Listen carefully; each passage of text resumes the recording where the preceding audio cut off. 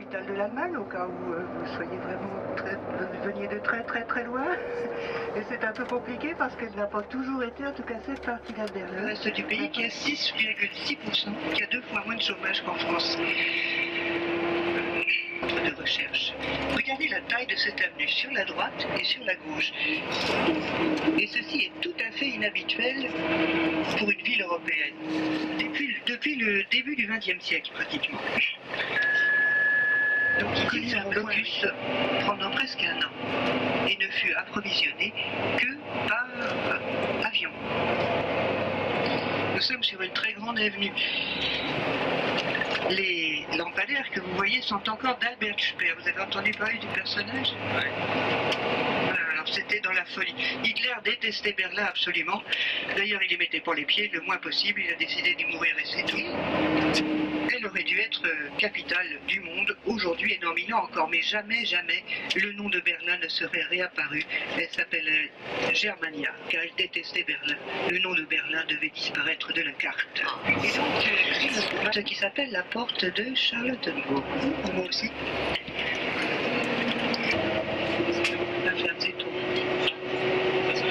C'est plus là, mais vous voyez bien par contre. Vous voyez beaucoup mieux que moi d'ailleurs. Moi je suis un peu la cave en sous-sol.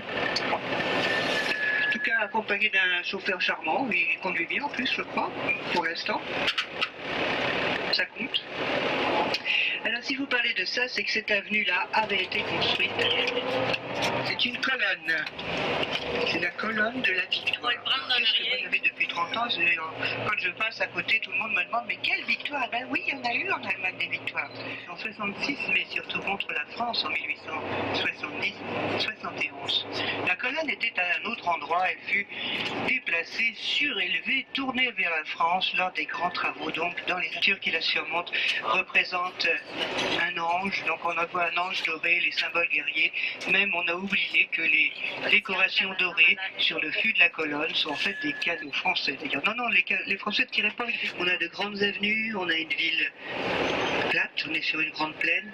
Et fin septembre, puisqu'il est à l'heure du bol, il pleut presque tous les jours. Vous avez eu beau temps pour votre croisière? Oui.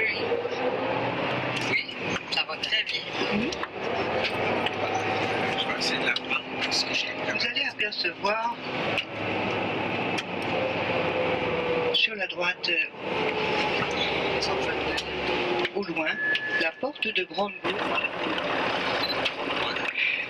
Le président de la République a des pouvoirs qui peuvent être importants, mais en général il n'en use pas, c'est-à-dire qu'il contresigne les lois, ce qui est un travail. Et sa vitesse maximale est d'1 km/h, c'est vraiment pas beaucoup. Et quelquefois, quand il fait très chaud, parce que ça arrive aussi, eh bien elle recule vers la source, der Welt, la maison des cultures du monde.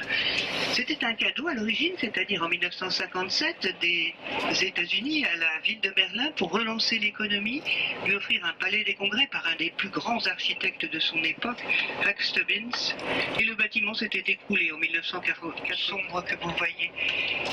69 cloches, et il y a des concerts, le plus souvent mécaniques, mais quelquefois un carillonneur vient actionner le mécanisme, et on entend la musique dans tout le parc. La salle plénière du Bundestag dans le bâtiment du Reichstag. Il est très connu car ça a toujours été le Parlement, même si pendant longtemps il a été fermé car les dictatures n'aimaient pas beaucoup les parlements. La Première Guerre mondiale s'était achevée sur fond de révolution, de troubles importants, de grandes grèves, et la foule s'était rassemblée devant le Parlement. Un député avait pris les devants et le Bundeskanzleramt sur la gauche. Vous avez tous entendu parler, je pense, de notre première ministre qui est en vacances, Angela Merkel. Donc, bâtiment qui était inauguré en 2001, et sur la droite, on aperçoit le drapeau suisse et l'ambassade de Suisse. Il y avait là tout un cap qui enjambe la rivière et qui peut aussi symboliser la réunification, puisque en face de nous, c'est le DB que vous apercevez au loin devant nous, c'est-à-dire a été inauguré en 2006 et le bâtiment sur la droite ne sont pas encore finis. Ils vont abriter des ministères. Sur la gauche, donc, l'HP et ses berges qui ont été aménagées, là aussi, vers le central, c'est-à-dire que les trains, les voies est-ouest, c'est-à-dire Paris-Moscou et à long terme Oslo-Rome, s'entrecroisent sur plusieurs niveaux. C'est-à-dire qu'on commençait à détruire tout un quartier diplomatique. Ensuite, c'était la chancellerie fédérale. Et sur la gauche, les bureaux, les salles de conférence pour les différentes commissions parlementaires de remporter les élections. Voilà, pendant longtemps, il avait été d'ailleurs une terrible bataille à cet endroit, en avril 1945, entre l'armée rouge, les soviétiques, et parce que c'est un cimetière, eh bien, on l'a restauré, avec ses chars, les T-34, un cimetière militaire, car sous la pelouse, ici sur la gauche, eh bien, sont enterrés des soldats soviétiques. Vous voyez, il n'y a pas de croix, il n'y a même pas de nom. Voilà, le mémorial soviétique. Le mémorial du soldat inconnu soviétique à l'emplacement d'un cimetière. Voilà, l'emplacement du mur est marqué par une bande de pavés sur laquelle nous roulons. Donc tout ici est neuf, même la porte a été entièrement refaite depuis la réunification. On reviendra à proximité tout à l'heure. Nous longeons sur la droite le mémorial, le monument, pardon, dédié aux Juifs assassinés de Rome. Ce que c'est triste, mais c'est un crime affreux qui est bien sûr commémoré. Alors ici, pendant longtemps, c'était Berlin-Est. Ce quartier était bien gris, toute la ville d'ailleurs était bien grise. Si vous enlevez les magasins, si vous enlevez les couleurs et les voitures, avec quelques voitures vétustes. Un de mes amis qui travaille à l'ambassade du Canada m'a dit que vous êtes un pays béni du ciel. Bon, alors c'est les Bavarois qui s'en chargent. Voilà pourquoi nous allons dans un restaurant bavarois, avec brasserie, si vous avez soif. Il y a une boisson claire, oui, un peu pétillante. Car moi j'étais travaillé en Normandie-Bretagne il n'y a pas très longtemps, ça m'a bien fait plaisir et surtout on parle vraiment beaucoup du Québec avec Jacques Cartier à Saint-Malo, Honfleur, et qui étaient venus massivement dans la région. Région ravagée par la guerre de 30 ans au XVIIe siècle et ils étaient venus, ils avaient transformé en restaurant. Un grand théâtre qui aujourd'hui est une salle de concert sur la droite, grosse Schauspielhaus avec la statue d'un dramaturge allemand du XVIIIe siècle qui s'appelait Schiller, Friedrich Schiller. Sur la droite, eh bien, le Deutsche Dom pour les à proximité. Il n'en est pas une seule.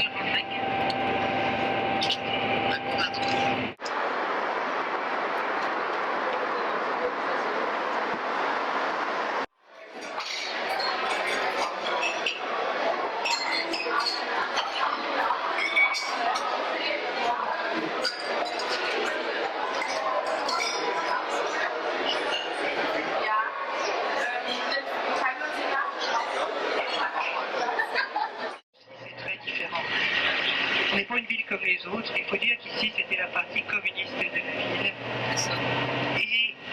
Et là aussi, dans ce quartier, eh on aurait pu restaurer les immeubles. On préférera construire ces grandes avenues avec des HLM qui étaient tout à fait à l'image. En tout cas, surtout par les idéologies. Aujourd'hui, on refait tout, on reconstruit, on essaye de redonner à la ville un visage humain. Il y a des fouilles archéologiques sur la gauche. Nous sommes ici à l'emplacement de la plus ancienne église de Berlin. Et voilà. Dynamité par les communistes qui voulaient faire du passé table rase, c'est dans une chanson qui s'appelait l'Internationale, c'était leur hymne, et qui voulaient non s'industrialiser ça, les capitales. Et sur la gauche, vous avez le Berliner Dom, qui est une grande église, mais aussi des grues jaunes, et qui vous montre bien le chantier de la reconstruction du grand château historique. Déjà, mais il y a déjà plus longtemps, avait été reconstruit ce quartier sur la gauche. Nikolai Filtel. Et puis aussi, un peu plus loin, on aperçoit le Beffroi. Vous avez un drapeau, je ne sais pas si vous le voyez, le drapeau, blanc et rouge. Oui. Une bande blanche insérée dans deux bandes rouges, spéciales puisque c'est une galerie d'art sur la droite. Alors vous avez déjà entendu parler de murs, et vous êtes à Berlin, alors à votre avis, c'est le mur de Berlin. Avant, les murs qu'on a vus, c'était des murs à Berlin. Vous allez voir, là il y a le sauteur de mur, vous voyez. Et puis il y a un carré abstrait, un carré bleu, avec un entourage orange. C'est une Québécoise. Et je me souviens qu'il a devise du Québec. Je me souviens que né sous le lys, je vis sous la rose. N'est-ce pas? C'est pas ça? C'est pas si vous ne savez pas, mais je vous dis. Sauver l'ensemble, pourquoi? Parce que le terrain de l'autre côté est très convoité. Il y a, vous allez le voir tout de suite, un morceau. Une bande de sable aujourd'hui, de la pelouse et la rivière. Et de l'autre côté de la rivière, sur la droite bien sûr, c'était l'ouest. Donc ici c'était une zone extérieure. On construit une mur, ça non, c'est pas dit ça. Mais sur la gauche, vous avez le carré bleu entouré d'un tour rose orange clair. Voilà, je me souviens, il ne faut pas s'arrêter pour prendre la photo.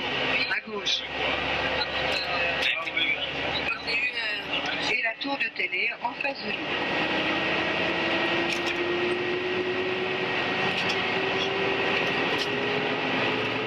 Dans un style très particulier. Nous sommes sur la Karl Marx Allée, qui pendant longtemps s'est aussi appelée la Staline Allée.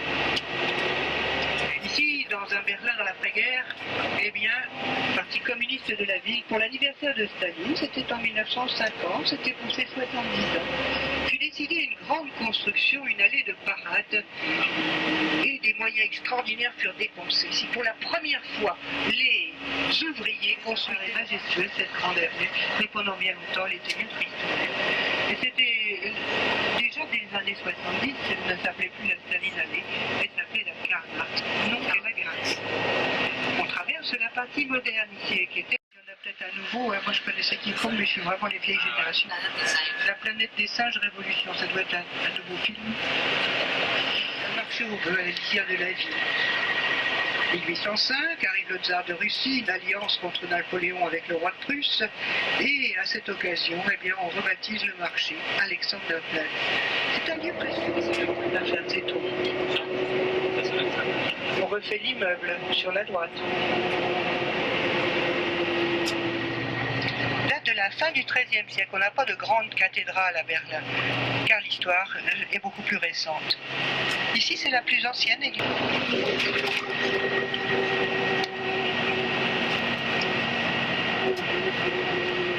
Vous le voyez, une église du XIIIe siècle. Nous sommes dans le Berlin historique, où du Moyen-Âge ne reste pratiquement plus rien. C'est surtout dû à la volonté déjà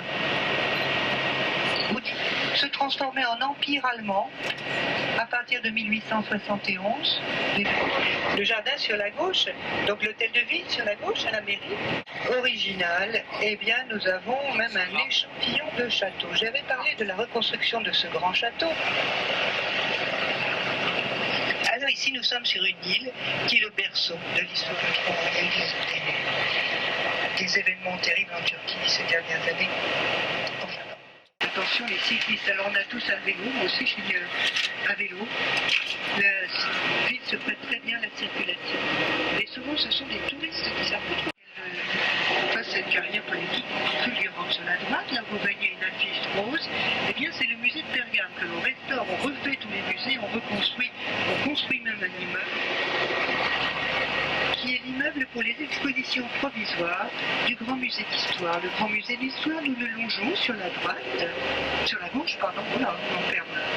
C'est le bâtiment rose Edlinde, qui est entièrement en travaux. Pour cause, entre autres, sur la gauche, construction du Grand Château, mais surtout construction d'une nouvelle ligne de métro. Le métro, on l'a depuis 1902. Évidemment, il était coupé du temps du mur, la ville était séparée. Et le métro aussi. Il a été décidé, on a tout refait, il a été décidé de construire une nouvelle ligne de métro. Sur la droite, ce bâtiment abrite aujourd'hui le mémorial central des victimes, dédié aux victimes des guerres et des dictatures. Pratiquement tous les pays sont concernés, vous êtes assez tranquilles, c'est une exception. Sur la gauche, le grand opéra historique qui date du XVIIIe siècle, commandité par un roi dont vous voyez la statue équestre en face de nous. Il s'appelle Frédéric II. Il était musicien, il était ami de Voltaire, mais aussi un militaire qui fonda la Prusse fin XVIIIe siècle. Einstein, qui avait vécu près de 20 ans à Berlin, et présenter depuis cette université sa théorie de la relativité. Sur la gauche, eh bien, c'est au milieu de cette place que fut organisée par les nazis l'auto-da-fé de 1933. À peine arrivé au pouvoir, eh bien, ils sortirent les livres de la bibliothèque. Sur la gauche, le bâtiment était grise. C'était la partie communiste de la ville, en face de nous, la porte de Brandebourg. On a tout refait. Eh bien, on a tout défait. On n'en voulait pas de la ligne de métro. En plus, on en a pas besoin, mais ça a été décidé au niveau fédéral. Et les chantiers de métro, je ne sais pas si vous avez ça dure des années, c'est vraiment... De la gauche, on a tendance toujours à dire Union soviétique à cause de l'architecture. Vous voyez, il y a toujours des barrières de la protection, car quand même, il y a quelques manifestations.